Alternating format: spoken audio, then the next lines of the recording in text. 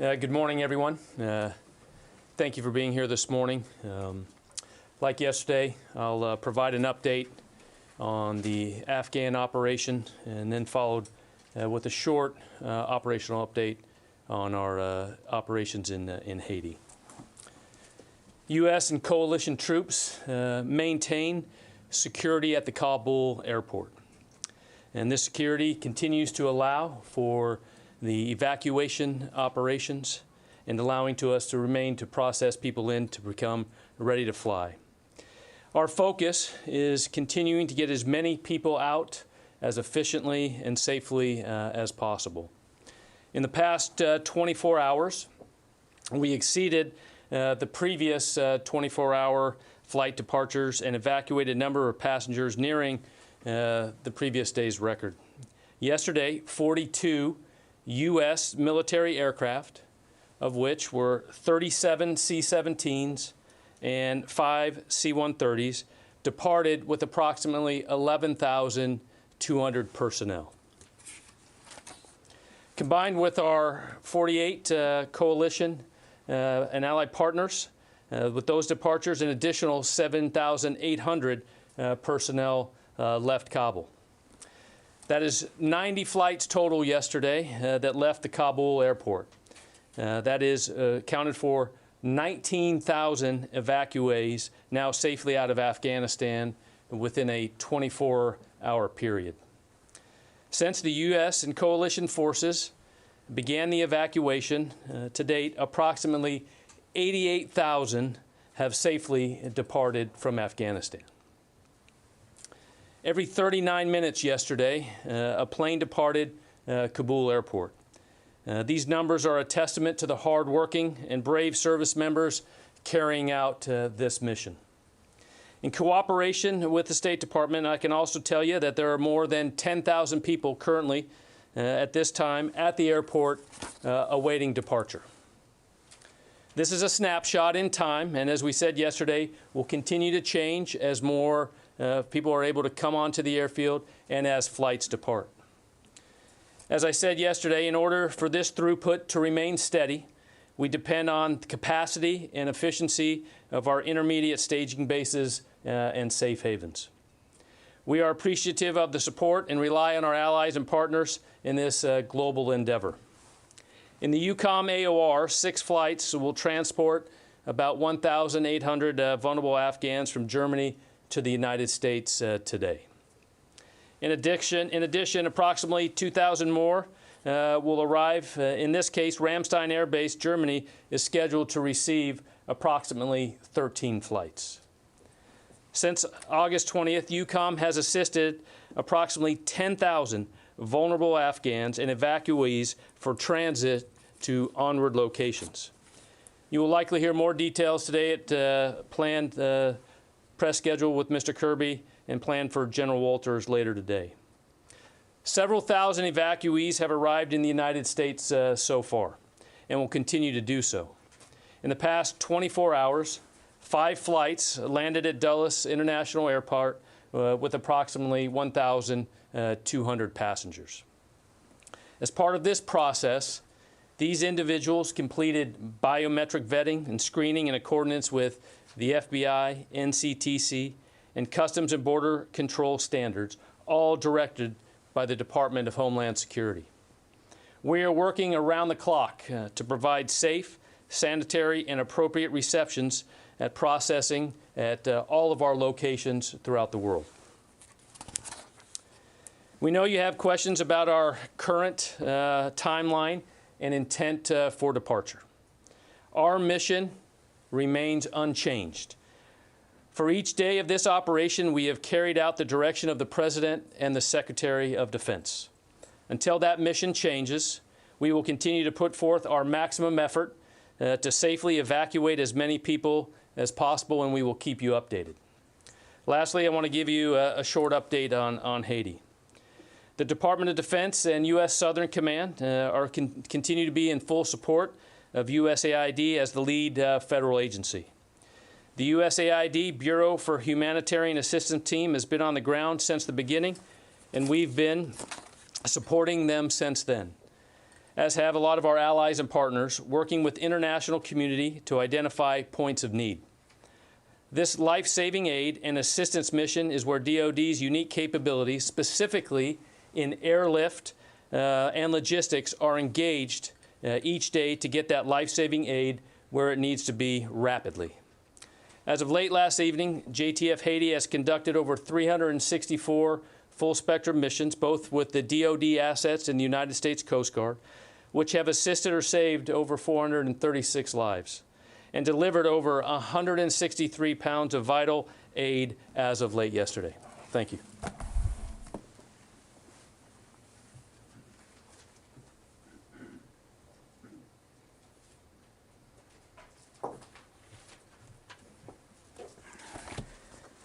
Okay, good morning, everybody. Just one more note, and then we'll get to questions. I think you may have seen now we have released the Secretary's memo with respect to mandatory vaccinations for COVID-19. He has determined, after careful consultation with medical experts and military leadership, and of course with the support of the President, that mandatory vaccination against the coronavirus disease, COVID-19, is necessary to protect the safety of our service members and our force.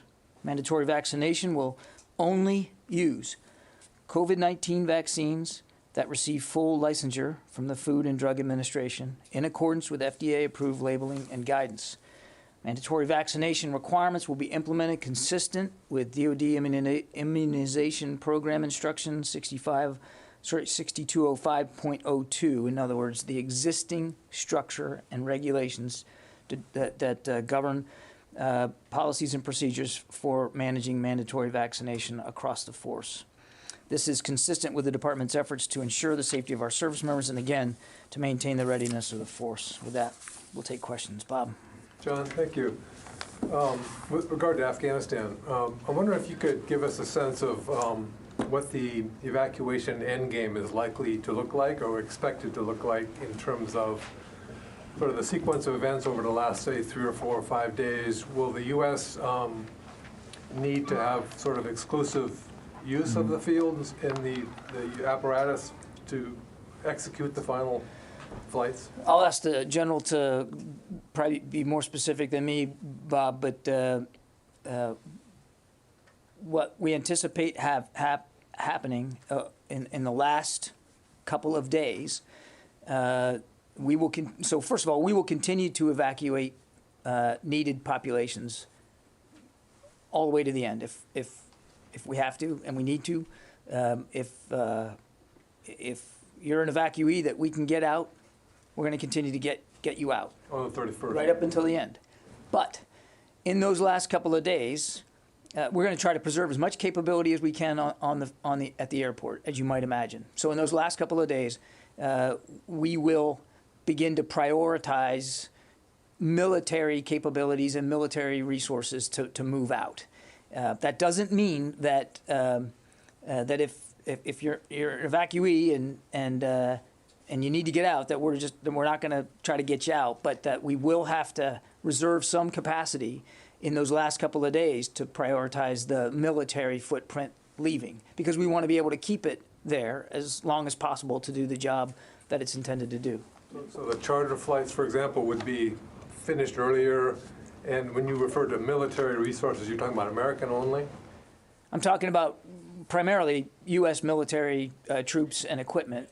We are now and have been working with our allies and partners to help them withdraw their people, and will help them withdraw their forces as well.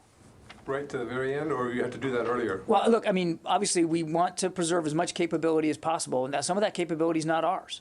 Some of it is our allies and partners. So there'll be a balance there, and it'll be up to Admiral Vasely to determine how he strikes that balance in terms of making sure he has the maximum capability for as long as possible. So there will be a transition more towards getting military assets out as we get closer to the end. But again, we're going to continue to work the evacuation mission right up until the last day.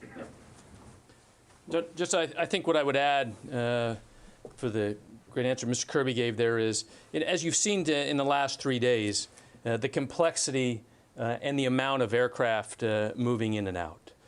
So the capability to continue to sequence and plan for the actual requirements that leave on a daily basis is going to be made, on the ground. But as you've seen, we have that capability to manage quite a lot of throughput and be able to put the right, things on those aircraft as they come in and as they leave. Jen? John, who is guarding the U.S. Embassy right now? Who will guard after the U.S. military pulls out? Are there any contingencies? Do you have an agreement with the Taliban? And in terms of the airport, do you have an agreement with any NATO allies to keep, like the Turks, to keep the airport open after the U.S. military pulls out? So as I understand it, I know there's no military assets guarding the embassy compound. The U.S. Embassy is operating out of Hamid Karzai International Airport. As for the Turks, they are still on the ground at the airport, assisting in this security mission that we have there. I won't speak for their intentions one way or another going forward, but there's not going to be when the mission is over and when we are leaving the airport will not be the United States our responsibility anymore. So how it gets managed going forward will be something that the Taliban, who are now in Kabul, will have to manage them on their own with them, and I assume with the international community. But that won't be an American responsibility. And just one more. How many individuals on terror watch lists have been screened or found at any of the screening points, either in Qatar, Ramstein, or in the U.S.? I don't know. We'll have to take that question and get back to you. Nazira. Thank you, John. Thank you, General. On behalf of Afghan people, thank you very much for your hard job and good job, actually. Thank you. And Afghan people, they are happy, but some of them, that they are not eligible for SIV visa, P1, P2, but still they have a serious problem. And they are not in the Kabul. They are hiding. They move from one place to the other place. And they contact with me, like more than 100 people contacted with me a day, that what can we do? And I say, I'm nobody to do something. There is any plan from the State Department or from the Pentagon, because they're under target of the Taliban. But as Taliban yesterday, the spokesperson, Mujahid, said that why United States make a problem for us. We are not allowed the people to leave Afghanistan. Now they are in jail. On the other hand, Taliban is not one group. They are different groups, like 5 groups. And a lot of people there under problem, but they are not eligible for those visas. There's a possibility and any other option for them to be safe. Nazir, I can't speak for each and every Afghan who wants to leave and is dealing with their own individual circumstances to get out. We know there are a lot of desperate people who want to leave, and that's why we are working as fast as we can. And you saw the numbers that we continue to be able to get out. We're working as fast as we can to get out American citizens, special immigrant visa applicants, and vulnerable Afghans. And we continue to work at this. I can't begin to try to give you specific advice on what these individuals ought to do. I certainly would encourage them to reach out to the State Department. But from the Pentagon's perspective, we're doing the best we can as fast as we can to move as many people as we can out on any given day. But I'm not able to, and I know my answer is unsatisfying, and I apologize for that, but I'm not able to speak to our ability to reach out and touch every single Afghan that wants to get out. Believe me, we're very mindful of the plight here, and we're trying the best we can to alleviate that. Thank you. Carla. Thank you. I just want to follow up to what Jen was asking about. You said that there won't be a military presence guarding an embassy. So post August 31st. The embassy compound. She specifically asked about the embassy compound, which we are not operating out of right now. Post August 31st, after that date, can you just explicitly say there will be no diplomatic presence, U.S. diplomatic presence post August 31st? We will not have an embassy. I can't speak for that. That's a State Department issue. And then to follow up, there's been reports that that somebody who was affiliated with ISIS got on one of the flights. What's going on with that individual? Yeah, I mean, I've seen similar press reporting on this. I just don't have anything to update you on that. I don't have any information. And what I should have said to Jen was that's really a better question put for the Department of Homeland Security. But we'll see if we can track down something for you. I'm not trying to evade it. I just don't know. We're doing the best we can to manifest people on these flights and get them out as fast as possible. There is screening being done, not by DOD, but by DHS, immigration, intelligence officials are doing the screening for people as they go on for onward flights. We're really focused on trying to get as many of these individuals out. And then one last one, just the same question I had yesterday. Have there been any air extractions in Kabul, any additional ones since the two that you guys have told us about? And have there been any efforts outside of Kabul to extract Americans and at-risk Afghans? Yeah, so last night during the period of darkness, there was an operation to be able to go out and safely evacuate evacuees back into Kabul. They are at Kaya, and they're safely there preparing to be evacuated. So when you said, was it in Kabul and then they brought them into the airport, or was it? It was outside of the airfield, in a way that, and we were able to bring them back to Kabul safely, and they are preparing for evacuation. Bring it back to the airport. To the airport, yeah. It was inside Kabul, David. Was that a helicopter operation? It was. Can you tell us how many? We're not going to provide specific details. Less than 20. American? Less than 20. Less than 20. I'm not going to provide additional details. So can I ask, that wasn't the question I was going to ask. Yesterday, it was reported that the withdrawal had already begun and several hundred troops had already come out. And you pushed back on that, saying that these were people whose functions were no longer needed. But, you know, all withdrawals sort of begin with pulling out non-essential personnel first. Why shouldn't we view that as clearing the decks for the hardcore withdrawal that is going to come here? Yeah, it's a great question. And I wasn't pushing back on headlines that said withdraw. I was simply trying to describe what happened without hyperbole. So let me just back up. What happened was the commander on the ground, Admiral Vasely, in trying to manage time and space at the airport, determined that it was the prudent thing to do to let several hundred troops leave the airport. Some of these troops did come in with the troops that were added for the non-combatant evacuation, the 5,800.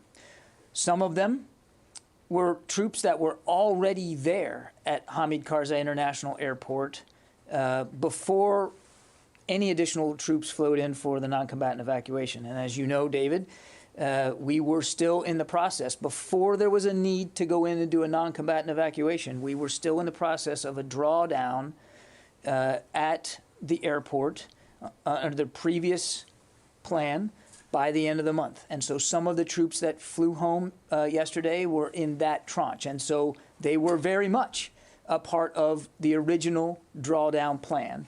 And Admiral Vasely saw fit that there was some others that he believed that he didn't need there at the airport anymore, even though they had flown in with the plus up for the NEO. And these are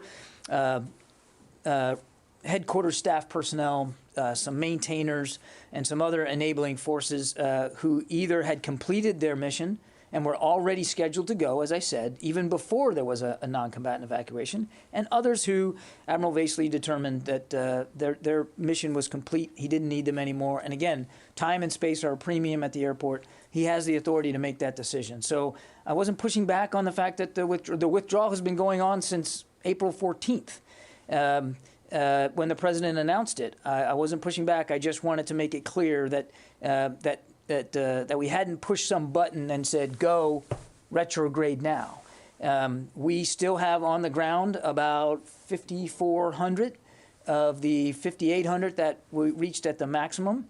And Admiral Vasely has the authorities to manage in a prudent way his force management on the ground.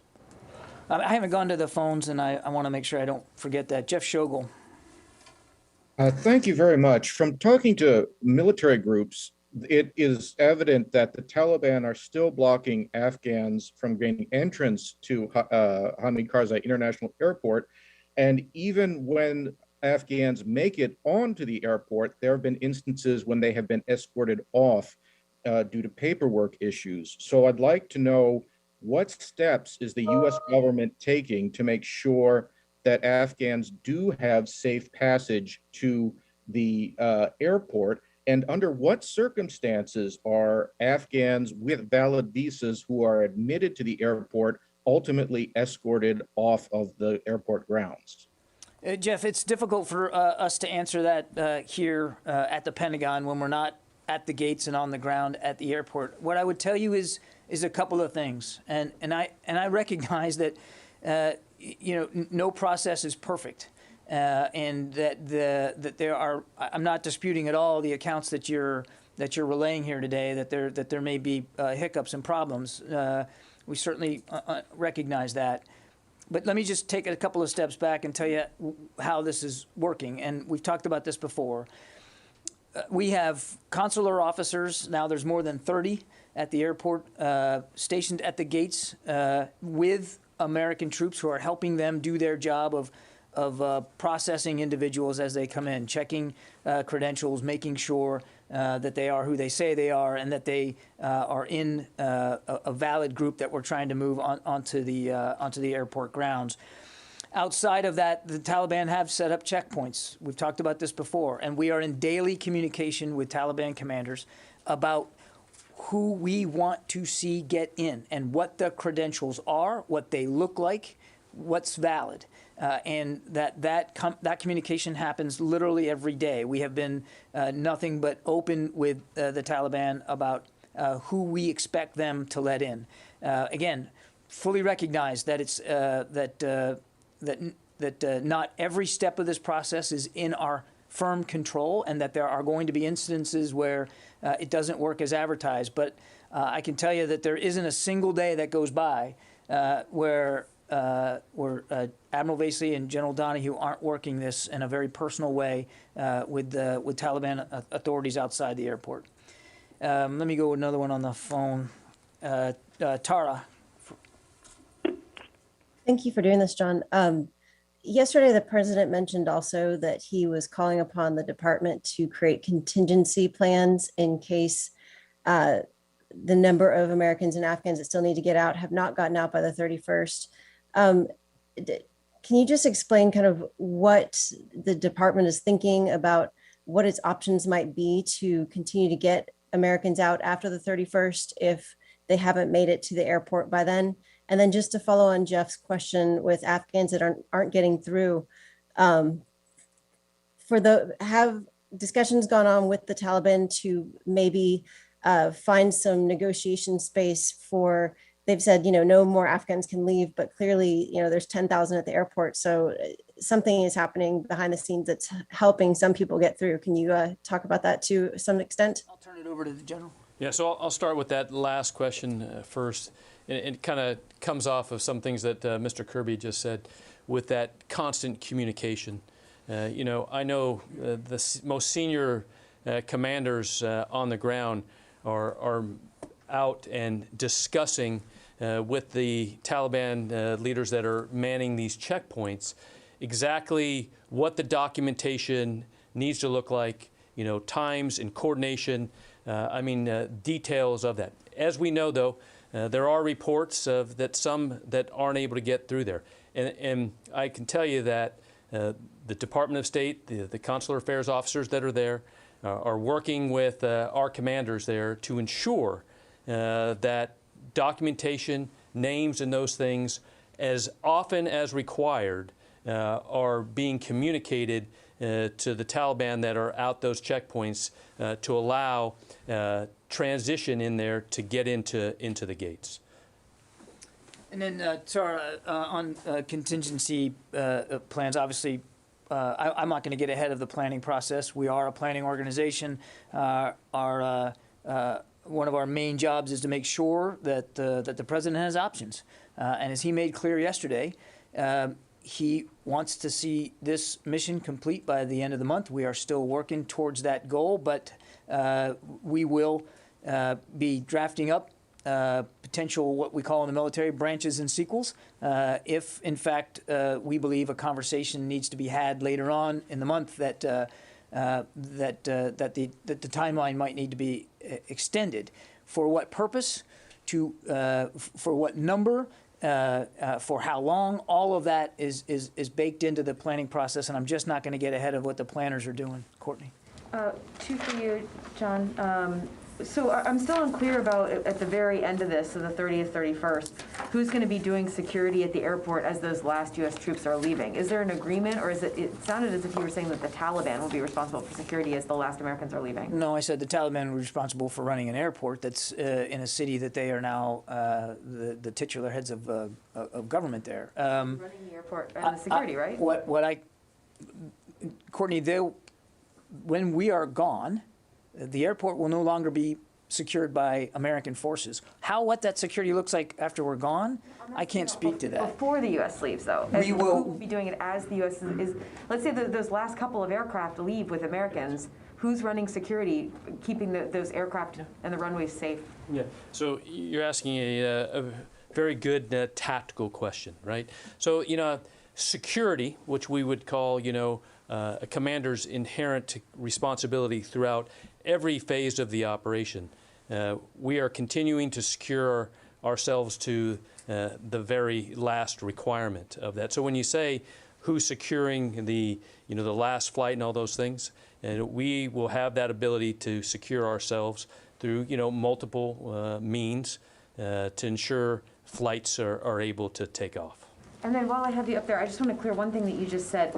You said that the most senior commanders on the ground are out and discussing things with the Taliban. Do you mean that Admiral Baseley and General Donahue are actually going to the checkpoints? I don't want to give names and things that are going. I would just tell you commanders that have authority at echelon to be able to communicate. Because as we said, most important thing is to be able to coordinate with the Taliban to get the right people through. We've seen that there's been reports of not the right folks being able to get through. So every day we are ensuring that we can get as many people in as possible so that we can fly them to safety. And then if I could just ask you one more, John, on the equipment that you were talking about earlier. So when you talk about transitioning towards getting military assets out, so obviously getting the people out, American military out, but will there be a point where you will have a decision, or General, whomever it is, McKenzie, Admiral Baseley, will have a decision about putting people on these aircraft or putting some of the equipment, artillery, CRAMs, all the equipment that's still at the airport there? And has there been a decision made to prioritize lives over military equipment? Lives are always going to be the priority, period. But as we get closer to the end, there will be some equipment and systems that we will probably take with us as we leave. And the disposition of what we aren't taking with us, that'll be up to Admiral Baseley to determine how that stuff is handled. But lives will always be the chief priority throughout this entire process. All nationalities' lives? Lives will always be the priority throughout this process. Let me go over here, Idris. Two quick questions. I think yesterday you did put out a statement saying about 4,000 Americans have been evacuated. That's correct. Is there an updated number, and do you have the sort of base number, how many have to be evacuated now? It's right now today north of 4,400. And I don't have a specific number of total Americans that are still in need of leaving. I don't have that. And just a quick follow-up: does the Secretary and I guess the Department at large find it helpful for two lawmakers to come to Kabul unannounced, or were you guys aware of it, and do you find it very helpful for them to be there? We were not aware of this visit. And we are obviously not encouraging VIP visits to a very tense, dangerous, and dynamic situation at that airport and inside Kabul generally. And the Secretary, I think, would have appreciated the opportunity to have had a conversation before the visit took place. Just how disruptive was it having them there? They got a chance to talk to commanders, as I understand. I got a chance to talk to troops, but to say that there wasn't a need to flex and to alter the day's flow, including the need to have protection for these members of Congress, that would that wouldn't be a genuine thing for me to assert. I mean, there was certainly a pull off of the kinds of missions we were trying to do to be able to accommodate that visit. But just to be clear, Congressman Moulton and Congressman Meyer, they took seats that would have been for refugees leaving, and they took time away from the mission. They certainly took time away from what we had been planning to do that day. I don't know on the aircraft. They did fly out on a military aircraft. I honestly don't know what the seat capacity was on that aircraft, but they are out of the country now. Barb. Just one more question on withdrawal in the coming days. Since the president has said, setting contingency planning aside, that everyone will be out by August 31st. My question is, do you have in hand all the authorities, approvals, signed orders, whatever is necessary to just move ahead and carry that out? Or does the president, the secretary, General McKenzie, does somebody, General Milley, does somebody still have to sign an order to have that formal withdrawal begin? Barb, without making it sound like I'm trying to gloss over your question, obviously we are tracking the end of the mission at the end of the month. And so, of course, General McKenzie has retrograde plans on the shelf and ready to go. But I can assure you that before that effort is undertaken in earnest, there will be a conversation with the Secretary of Defense, and Secretary Austin will have a chance to provide his guidance and direction with respect to retrograde, and I think I'll leave it at that. So I'm sorry, I guess I don't understand, because the president made the decision to stick to the deadline of August 31st for all intents and That's right. purposes. And you have that from the commander-in-chief. Mm-hmm. So what is it that's, I just don't get it, what is it that still has to happen to have the formal official withdrawal begin? Yeah. And the president also said that he wanted the Pentagon to come up with contingency plans should there be a need to have a conversation about altering the timeline. So we are tracking towards the 31st. There are retrograde plans that have been drafted up, and the Secretary has seen them and is aware of them.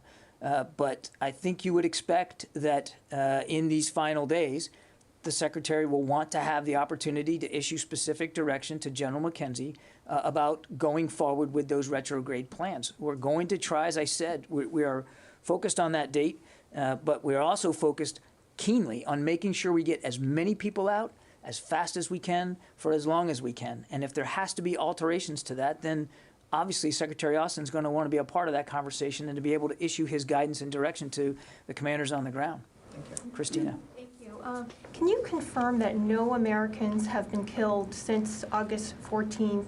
And if there is any American killed through August 31st, how would that be announced? Are you talking about American soldiers, troops? Any American? No, there have been no U.S. troops killed since the 14th, and we only know of one minor injury. I know of no American citizens who have been killed on this, so I don't know of any. Now, and we don't have perfect visibility into everything going on in Kabul, but we know of no American casualties.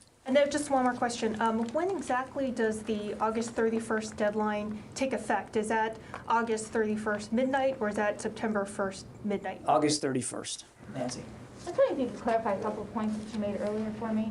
You mentioned that at some point the U.S. will prioritize getting military personnel out of Hamid Karzai International Airport. And I'm curious, given that, is there a point where Afghan nationals and U.S. citizens will not be allowed to get into the airport compound, the supposition being that you would have to have some sort of cutoff before you could then fly the final sort of troops out? And if so, when is that? So I just want to go back to something I had said earlier about airflow, right? And as you've seen the capability over the last 3 days, over 90 aircraft total yesterday. So, and a lot focused on evacuation. So the way to answer that question is the commanders who will go forward with the plan of retrograde will have options, to make decisions on a daily, sometimes hourly basis of what loads are ready, what aircraft are ready, can I put something else on that bird? I mean, that's how fluid and, quite honestly, we are able to do that level of planning. And it goes back to the overall, mission here is continue to be able to get as many out as possible. So I appreciate that. I think one reason I'm a little confused is it seems part of this is contingent on the Taliban and how they secure the area around the airport, who they let in, when they let them in. So I think one thing that would help me understand it better is who makes the final determination of security outside the airport? You mentioned that there are communications happening. But for example, if the U.S. wanted some kind of national in and the Taliban did not want to let them in, who makes that determination? How is it sorted out? Right now, the airfield is secure to allow full operations, and do not assess that that is going to change right now. So that is our current planning, and we'll continue to go forward with that. And Nancy, I think to sort of revisit what I said before, I mean, we've been very clear with Taliban leaders about what credentials we want them to accept. Remember, it's American citizens, it's SIV applicants, and it's vulnerable Afghans. And we have shared what the proper credentials are.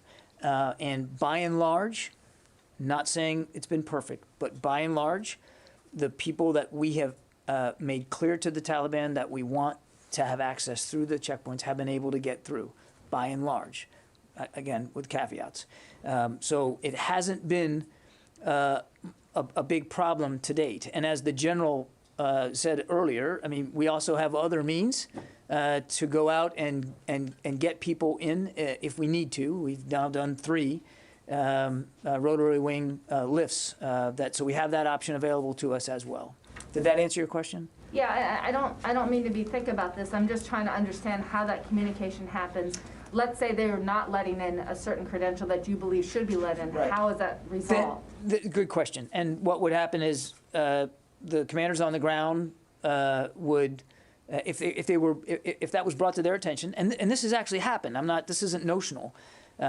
When we have reports that somebody who is properly credentialed is not being let in, or maybe they're family members, but they have proper credentials, we are making that clear to the Taliban leaders that, nope, they are appropriate. You do need to let them in. And again, there's been a little give and take, and it's, I think it was Nazira who mentioned this earlier. I mean, not every checkpoint is manned in the same way and by the same individuals as every other one, and so there's variances at some of these checkpoints in terms of how the word has gotten down and how much the Taliban manning the checkpoint are following the dictates of their commanders.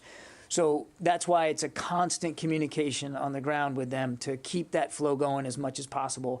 But yes, there are stops and starts. There are hurdles that have to be overcome almost on any given day.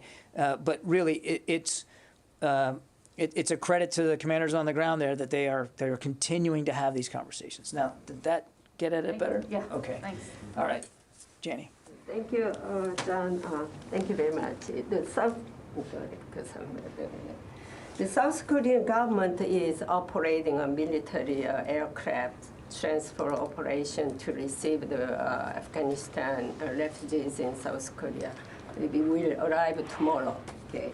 As you know that North Korea supports the Taliban, and we know that in the past, North Korea and Taliban, they conducted a special training together.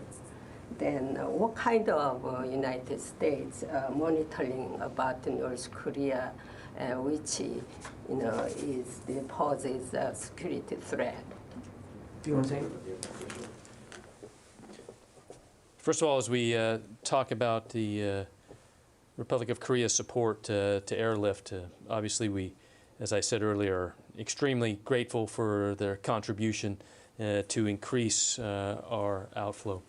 Throughout the world, as we talk about North Korea and all that, all of our combatant commands, specifically PACOM, are always diligent in, watching in their mission of ensuring, keeping awareness of any type of thing North Korea is doing. So once again, we're very grateful and thankful for Republic of Korea's support and helping us. Do you have any contingency plan for anything happening in the Korean Peninsula during this, Indo-PACOM's mission remains unchanged and steadfast. Thank you. Yeah. I need to go to the phones again some more. Tony Capaccio. Hey, John, two quick questions. Jen Psaki yesterday said that this evacuation is on track to be the largest in U.S. history, the largest airlift in U.S. history. The numbers you applied so far, it's like 88,000, I think you've said, have been evacuated. So are you pretty confident that you will be able to best the Operation Frequent Win 1975 Saigon evacuation, where 131,000 people were evacuated by air and sea? We're not competing with history, Tony. We're trying to get as many people out as we can, as fast as we can, and when it's all said and done, we'll take a look at what we were able to accomplish. But this isn't about trying to beat some sort of historical record. I will only add that at 88,000 in the course of just a week and a half is no small feat, and you've seen us over the last 3 days alone exceed what we thought was going to be a maximum capacity. We certainly would like to keep that going for as long as possible. Let me go back to the phones, and then Sylvia, I'll get to you, I promise. Stephen Losey. Yes, thank you. Can you tell me if all SIV holders who have made it onto the airport grounds with valid papers are going to be able to make it onto flights? I ask because an interpreter with an SIV I've been in contact with just made it onto the grounds, was almost put out of the gate. That appears to have been now corrected. But will this interpreter and other SIV holders who are on the grounds be able to fly out before the deadline is over? Yes. Sylvie. Thank you. I have two small questions. First, about the numbers. You said that 88,000 departed since the 14th of August. Is it only U.S. flight? So if it's not only U.S. flight, how many were evacuated by U.S. flights? That's the first Total question. number? Yes. Yeah, right at around 58,000 to 60,000. Okay, thank you.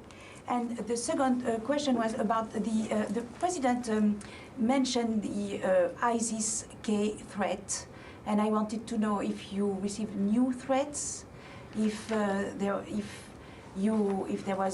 is an immediate danger at the gates, or if it's a threat in general that you have known for a long time. Yeah, so as we talk about, we won't go into specific intelligence, collection those pieces, but there, we know, as previously reported, there is a threat. This has been a dangerous place that has had threats by ISIS, and we continue to ensure that we collect and keep the force protection to the highest levels possible to ensure that we're able to continue evacuation operations. So you won't confirm new threats?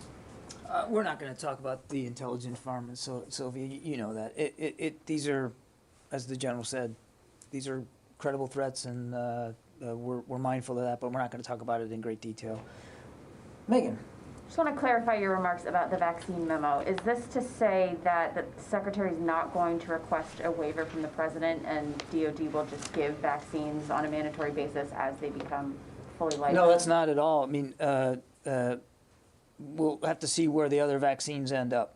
That's not at all what I meant to say. It's just that the only ones that will be made mandatory right now are the ones that are licensed by the FDA. So by mid-September, he may ask for the other ones. I won't rule anything in or out, but as the memo says, we're only going to make mandatory those that have FDA licensure. But press reporting alone would indicate that that the other vaccines are getting close. So. One more question. Yeah, sure. Yes. How is the relationship between US and Taliban? Do you think that Pakistan should play a role to make a good relationship? Because as long as I heard from Taliban spokesperson, you guys have no good relationship, right? Because they prevented civilians to leave Afghanistan. Do you think that's still Pakistan has role? Which role play Pakistan? All of Afghanistan's neighbors can play a role here, and we hope that they do, a constructive role in Afghanistan's future. And Pakistan certainly, I would think, would figure largely into that calculus. As we talked about, there's the safe havens along that border remain a problem. We've been very honest and candid with Pakistani leaders about the importance of not allowing that. And you would want to believe that they also share that sense of urgency, because they too are the victims of terrorist attacks that emanate from there. So they should, and I suspect that they will want to play a significant role going forward. And we would just ask for them and for any country, any neighboring country, to make that as constructive as possible. In the back there. Thank you. What % of the forces aren't vaccinated yet, and when will they have to be vaccinated by? So on the active duty force, 68% is fully vaccinated, and we estimate that just over 76% have at least one dose. I can break this down by the services, and this would include Guard and Reserves in these figures. For the Army, 40% fully vaccinated, with 57% with one dose. For the Marine Corps, 53% fully vaccinated, 60% with one dose. For the Navy, 73% fully vaccinated, 79% with at least one dose. And for the Air Force, which includes Space Force, that's 57% fully vaccinated, 64% with one dose. The Secretary has made clear his expectation to the military departments that he wants them to move with some alacrity here and get the force fully vaccinated as fast as possible. If you look in his memo, you'll also see that he tasked them to regularly update the Deputy Secretary on a very frequent basis on how they're moving out to achieve those goals. Right now, this mandatory vaccine will just be Pfizer, and then we'll see where it goes with the other licensures.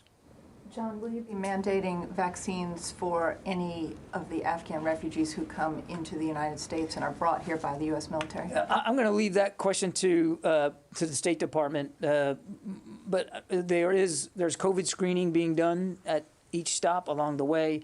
And again, I think that's a better question for the State Department. You just said that any SIV holders that come to the gate would be let onto a flight, but we're just getting real-time reports from Abbey Gate that Marines are turning away SIV holders and turning them away.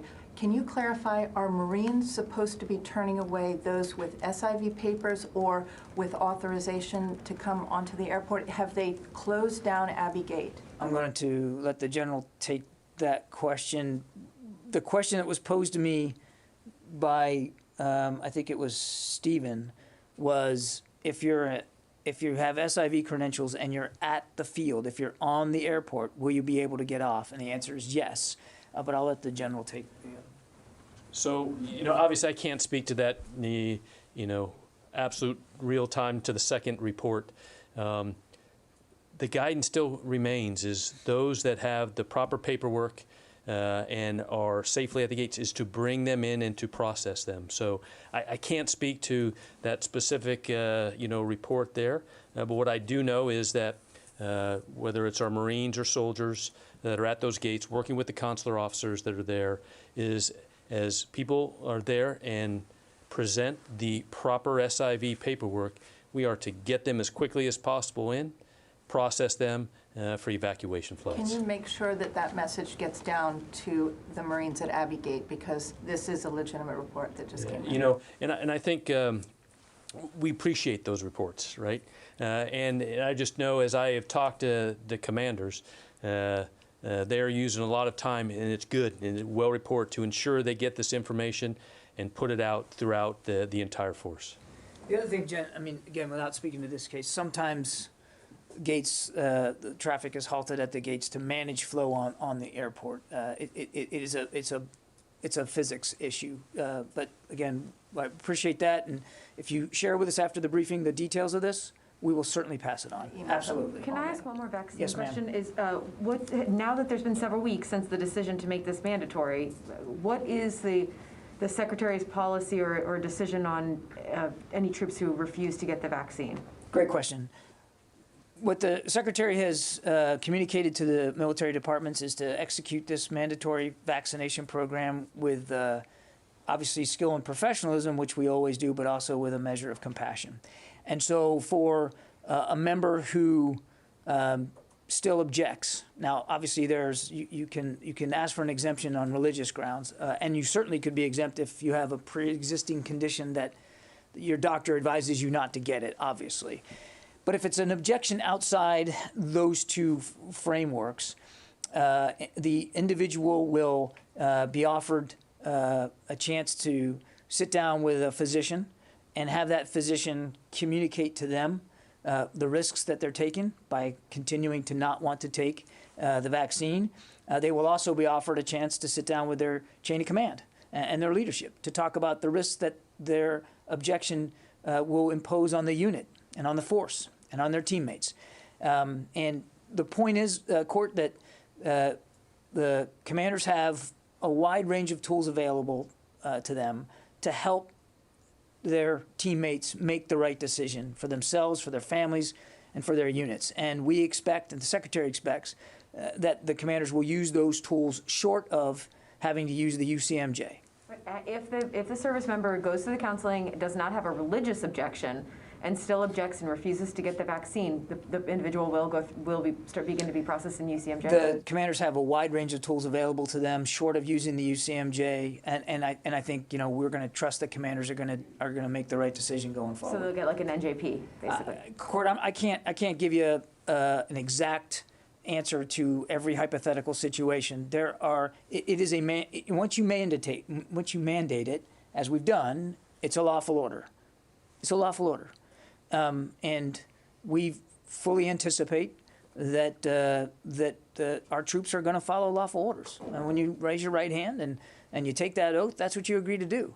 And it hasn't been a problem in the past with other vaccines. Now, I recognize COVID has a different history to it and a different cultural ascription to it.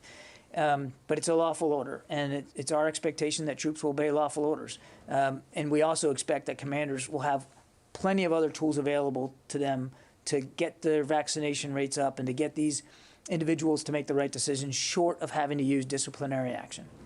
Okay, I think that's almost a full hour, so we're going to call it for right now. As the general mentioned in his opening statement, we will shoot for an afternoon briefing. This one will be with General Walters from UCOM, specifically to address issues of the evacuation and what UCOM is doing to help us move these people on to their new lives. And so we'll see you at 3 o'clock this afternoon. Thank you. I beg your pardon? 3:30. 3:30. 3:30. We'll see you.